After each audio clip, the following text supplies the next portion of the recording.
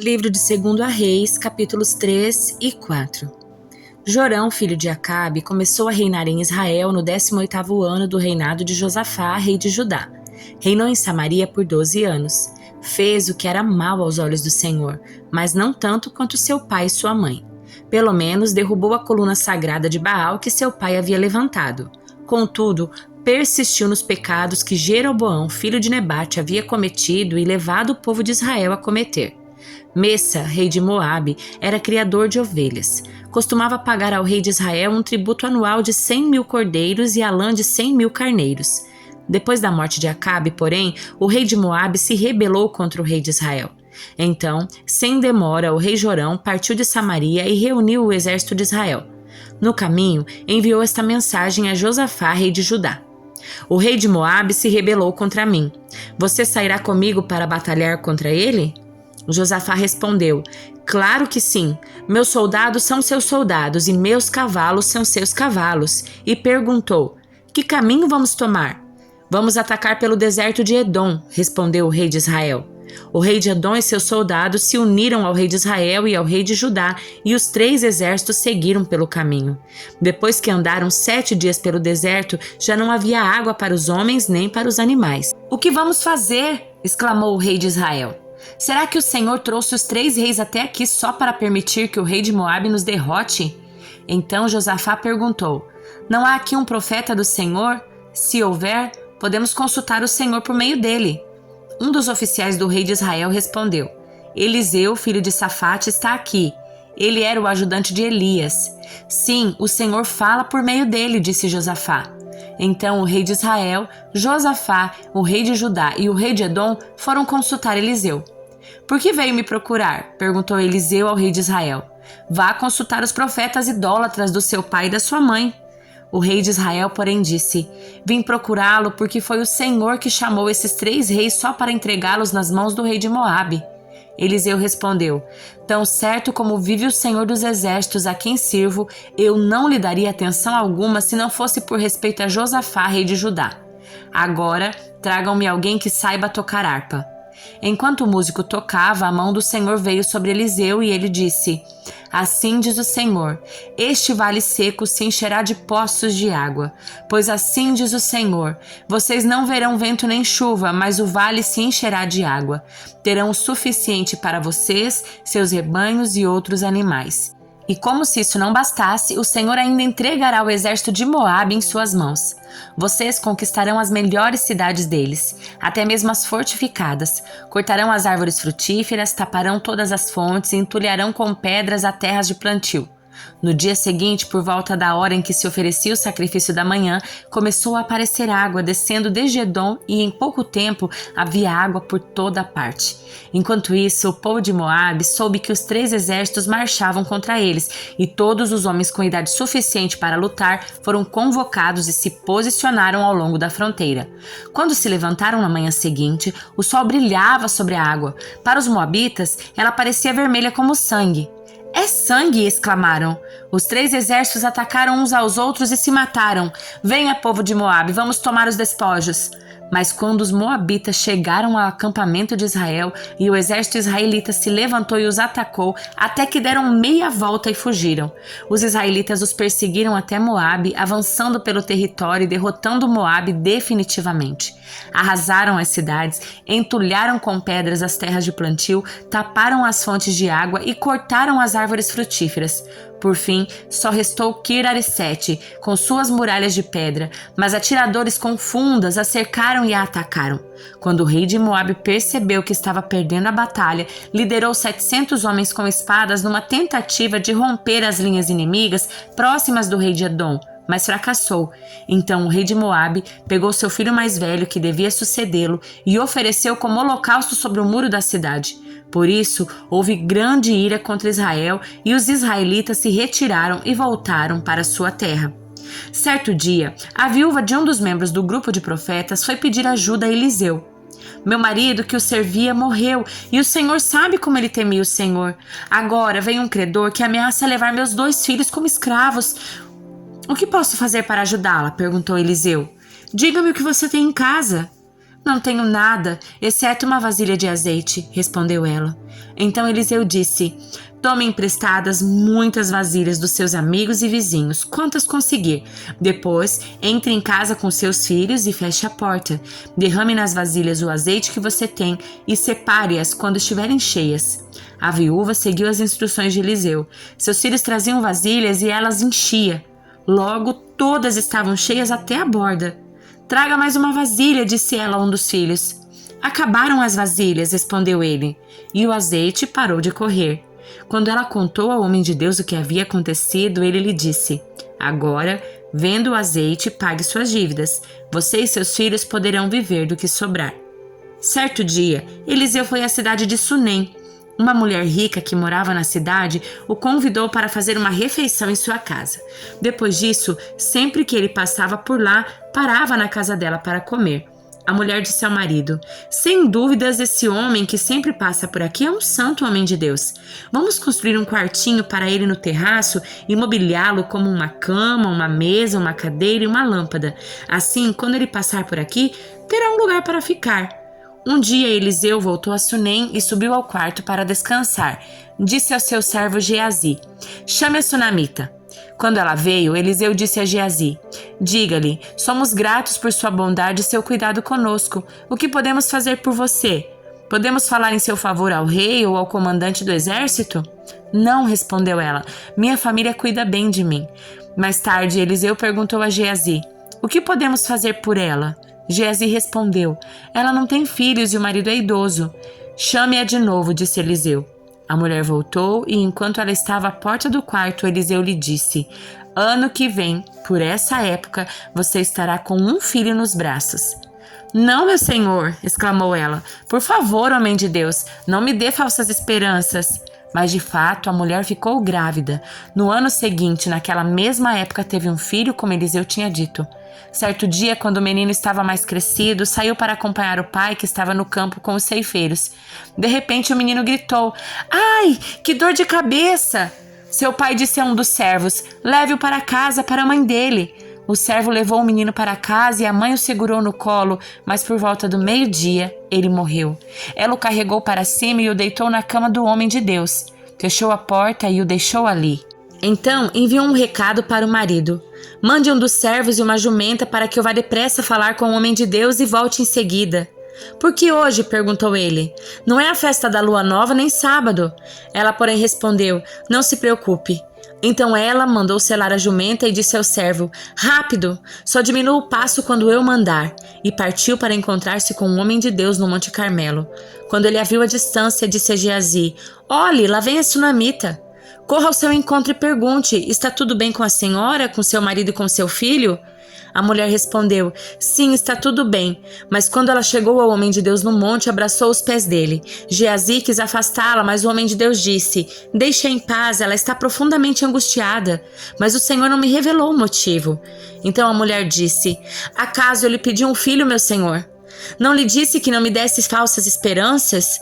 Eliseu disse a Geazi: prepare-se para viajar, pegue meu cajado e vá. Não cumprimente ninguém pelo caminho. Quando chegar, coloque o cajado sobre o rosto do menino. Mas a mãe do menino disse: tão certo como vive o Senhor e tão certo como a sua própria vida, não voltarei para casa se o Senhor não for comigo. Então Eliseu voltou com ela. Geazi foi à frente e pôs o cajado sobre o rosto do menino, mas não aconteceu nada. Não havia sinal de vida. Geazi voltou para encontrar-se com Eliseu e lhe disse: o menino ainda não despertou. De fato, quando Eliseu chegou, o menino estava morto, deitado em sua cama. Eliseu entrou sozinho no quarto, fechou a porta e orou ao Senhor. Depois, deitou-se sobre o corpo do menino e colocou a sua boca sobre a dele, seus olhos sobre o dele, suas mãos sobre as dele. E enquanto se estendia sobre ele, o corpo do menino começou a se aquecer. Eliseu se levantou, andou de um lado para o outro no quarto e em seguida se estendeu novamente sobre ele. Dessa vez, o menino espirrou 7 vezes e abriu os olhos. Eliseu chamou Geazi e lhe disse: chame a sunamita. Quando ela entrou, Eliseu disse: aqui está seu filho. Ela caiu aos pés do profeta, se curvou diante dele, então pegou o filho e saiu. Eliseu voltou a Gilgal, onde havia fome na terra. Certo dia, quando o grupo de profetas estava sentado diante dele, ordenou a seu servo: ponha no fogo uma panela grande e faça um ensopado para o resto do grupo. Um dos profetas foi ao campo apanhar ervas. Encontrou uma trepadeira no campo e voltou trazendo frutos silvestres em sua capa. Cortou os frutos em pedaços, os colocou na panela sem saber exatamente o que eram. O ensopado foi servido aos homens, mas assim que provaram alguns bocados, gritaram: homem de Deus, há veneno nesse ensopado! E não puderam comê-lo. Eliseu disse: traga-me um pouco de farinha. Jogou a farinha na panela e disse: agora podem comer. E o ensopado não lhes fez mal. Outro dia, um homem de Baal Salida trouxe comida para um homem de Deus: 20 pães de cevada feitos dos primeiros grãos da colheita e também grãos frescos. Eliseu disse: distribua entre o povo para que comam. Como vamos alimentar 100 pessoas só com isso? Perguntou seu servo. Mas Eliseu repetiu: distribua entre o povo para que comam, pois assim diz o Senhor: todos comerão e ainda sobrará. E quando distribuíram o alimento, houve suficiente para todos e ainda sobrou, como o Senhor tinha dito. Livro de Eclesiastes, capítulo 7. Uma boa reputação vale mais que perfume caro, e o dia da morte é melhor que o do nascimento. É melhor ir a funerais que ir a festas. Afinal, todos morrem e é bom que os vivos se lembrem disso. A tristeza é melhor que o riso, pois aperfeiçoa o coração. O sábio pensa na morte com frequência, enquanto o tolo só pensa em se divertir. É melhor ouvir a repreensão do sábio que o elogio do tolo. O riso do tolo some depressa como espinhos que estalam no fogo. Isso também não faz sentido. A extorsão transforma o sábio em tolo e os subornos corrompem o coração. Terminar algo é melhor que começar. A paciência é melhor que o orgulho. Não se ire facilmente, pois a raiva é a marca dos tolos. Não viva saudoso dos bons e velhos tempos, isso não é sábio. A sabedoria é ainda melhor quando acompanhada do dinheiro. Ambos são proveitosos debaixo do sol. Tanto sabedoria como dinheiro dão proteção, mas somente a sabedoria preserva a vida. Aceite o modo como Deus faz as coisas, afinal quem é capaz de endireitar o que ele fez torto? Desfrute a prosperidade enquanto pode, mas quando chegam os tempos difíceis, reconheça que ambos vêm de Deus. Lembre-se de que nada é garantido nessa vida. Vide tudo nessa vida sem sentido, incluindo justos que morrem cedo e perversos que têm vida longa. Portanto, não seja justo nem sábio demais. Por que destruir a si mesmo? Tampouco seja perverso demais. Não seja tolo. Por que morrer antes da hora? Preste atenção a estas instruções, pois quem teme a Deus evita os dois extremos. A sabedoria torna o sábio mais poderoso que 10 líderes de uma cidade. Não há uma única pessoa na terra que sempre faça o bem e nunca peque. Não escute a conversa alheia, às escondidas. Pode ser que ouça seu servo falar mal a seu respeito, pois você sabe que muitas vezes você mesmo falou mal dos outros. Sempre me esforcei para que a sabedoria guiasse meus pensamentos e ações. Disse a mim mesmo: serei sábio, mas não adiantou. A sabedoria está sempre distante, é difícil de encontrar. Procurei por toda a parte, decidido a encontrar sabedoria e entender a razão dos acontecimentos. Resolvi provar a mim mesmo que a perversidade é tolice e a insensatez é loucura. Descobri que a mulher sedutora é mais amarga que a morte. Sua paixão é um laço, suas mãos são correntes. Quem agrada a Deus escapará dela, mas o pecador será pego em sua armadilha. Esta é minha conclusão, diz o mestre. Descobri isso depois de analisar a questão por todos os ângulos. Embora tenha procurado repetidamente, ainda não encontrei o que busco. Entre 1000 homens, somente um é sábio. Mas entre as mulheres, não achei uma sequer. Foi isto, porém, que descobri. Deus criou os seres humanos para serem justos, mas eles buscaram todo tipo de maldade. Segunda carta aos Coríntios, capítulo 11. Espero que vocês suportem um pouco mais a minha insensatez. Por favor, continuem a ser pacientes comigo, pois o cuidado que tenho com vocês vem do próprio Deus. Eu os prometi como noiva pura a um único marido, Cristo. No entanto, temo que sua devoção pura e completa a Cristo seja corrompida de algum modo, como Eva foi enganada pela astúcia da serpente. Vocês aceitam de boa vontade o que qualquer um lhes diz, mesmo que anunciem um Jesus diferente daquele que lhes anunciamos, ou um espírito diferente daquele que vocês receberam, ou boas novas diferentes dasquelas em que vocês creram. Contudo, não me considero em nada inferior aos tais super apóstolos que ensinam essas coisas. Posso não ter a técnica de um grande orador, mas não me falta conhecimento.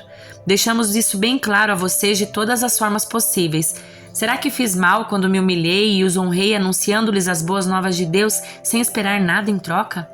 Para servir vocês sem lhes ser pesado, tomei contribuições de outras igrejas que eram mais pobres que vocês. E quando estive com vocês e não tinha o suficiente para me sustentar, não fui um peso para ninguém, pois os irmãos que vieram da Macedônia trouxeram tudo o que eu precisava. Nunca fui um peso para vocês e nunca serei. Tão certo como a verdade de Cristo está em mim, ninguém em toda a Acaia jamais me impedirá de me orgulhar disso. Por quê? Porque não os amo? Deus sabe quanto os amo. Assim continuarei a fazer o que sempre tenho feito. Com isso, frustrarei aqueles que procuram uma oportunidade de se orgulhar de realizar um trabalho como o nosso. Esses indivíduos são falsos apóstolos, obreiros enganosos disfarçados de apóstolos de Cristo. Mas não me surpreendo, até mesmo Satanás se disfarça de anjo de luz. Portanto, não é de admirar que seus servos também finjam ser servos de justiça. No fim, receberão o castigo que suas obras merecem. Volto a dizer, não pensem que sou insensato, mas se o fizerem, aceitem-me como insensato para que eu também me orgulhe um pouco. Não expresso esse orgulho como algo que vem do Senhor, mas como um insensato o faria. Uma vez que outros se orgulham de suas realizações humanas, farei o mesmo. Afinal, vocês se consideram sábios, mas suportam de boa vontade os insensatos. Aceitam que os outros os escravizem, devorem seus bens, se aproveitem de vocês e os menosprezem e lhes batam no rosto. Envergonho-me de dizer que fomos fracos demais para agir desse modo. Em qualquer coisa que eles se atrevem a se orgulhar, mais uma vez falo como insensato, eu também me atrevo. Eles são hebreus? Eu também sou. São israelitas? Eu também sou. São descendentes de Abraão? Eu também sou. São servos de Cristo?